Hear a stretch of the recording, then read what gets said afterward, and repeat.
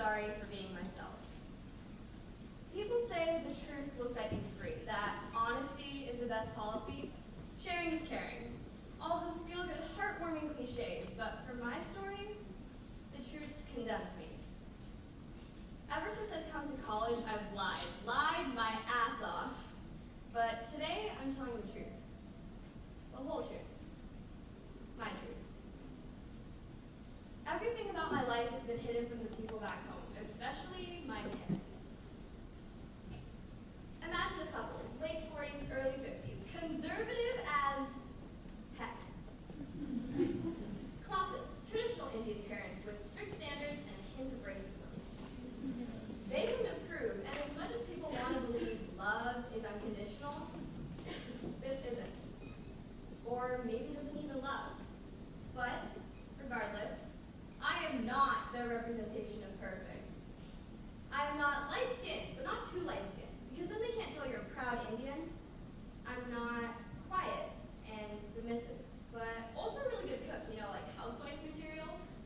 And I'm definitely not a girl who never really wants a relationship, because her first one will be an arranged marriage, of course, maybe even as young as 19 if a rich enough guy comes along. And here I am, like, really? Seriously. Just no! Not that I tell them otherwise. I mean, why start a fight I could never win?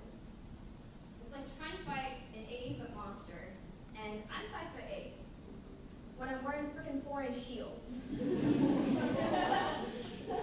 But what they don't know is that the Vegas rule totally applies here. What happens in college stays in college. Here, I feel free. Freer than I've ever felt before. Here, I can wear short clothes if I want to, because my body is no one else's but my own, and I have the right to embrace it and show it off if I want to. And no, that is not an invitation, and no, that does not mean I'm a slut. Here, running around until 7 a.m. with friends does not mean I'm whoring around. It means we're going on adventures, embracing our youth, running through the dimly lit streets with the winds of cars and buses rushing by, throwing our hair into confused, frizzy messes. But it doesn't matter because we're living life. Our lives. It's moments like these where the scars I wear aren't important anymore.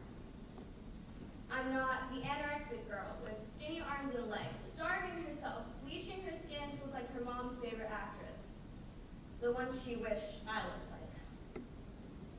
I'm not the girl that scouted the house for a place stable enough to hang herself and wondered if she would have the courage to go through with it.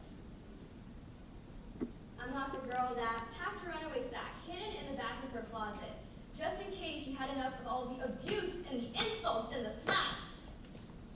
But for future reference, no, you cannot survive on just Oreos, but how is the 7-year-old me supposed to know that?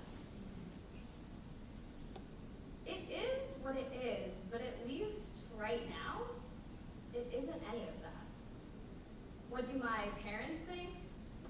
They think the short shorts are our friends, and she kind of just left them at my place forever. They think a time a guy was over in my apartment. It was really just my roommate with really bad strep throat, and that made her sound like a deep voice guy.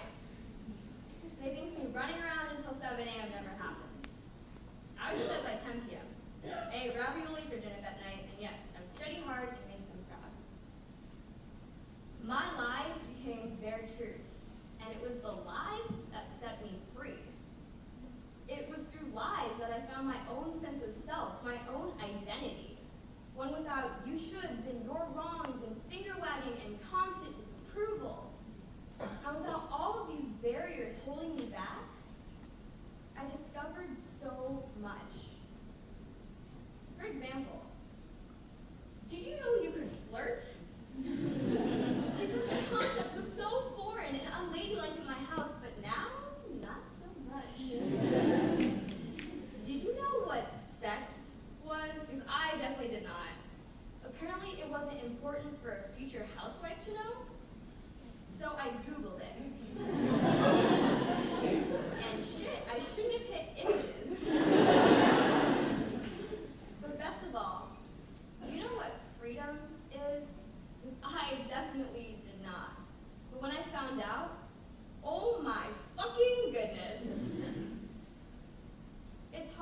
being an emotional orphan, having parents but not really having parents that are there for you, the real you at least. Knowing that your whole life could crumble in a moment if the truth got out. But also knowing that the risk was worth living my life on my own terms. And it was worth it. I found one of my favorite quotes in a card given to me on my 14th. It was simple, a blue ocean blossoming into a yellow sunset with hues of orange and pink on the sides. There's a small red sailboat on the left, headed towards the sun. Inside, there's a quote by Mark Twain that said, 20 years from now, you'll be more disappointed by the things you didn't do than by the things you did. So throw off the bowline, sail away from the safe harbor, catch the trade winds in your sails, explore, dream, discover. It was that quote that inspired me to break out of this socially and culturally constructed shell. I would rather lie and risk it all than be married to some man I didn't love at the age of 19, destined to become a housewife without an ambition of her own. I shouldn't feel bad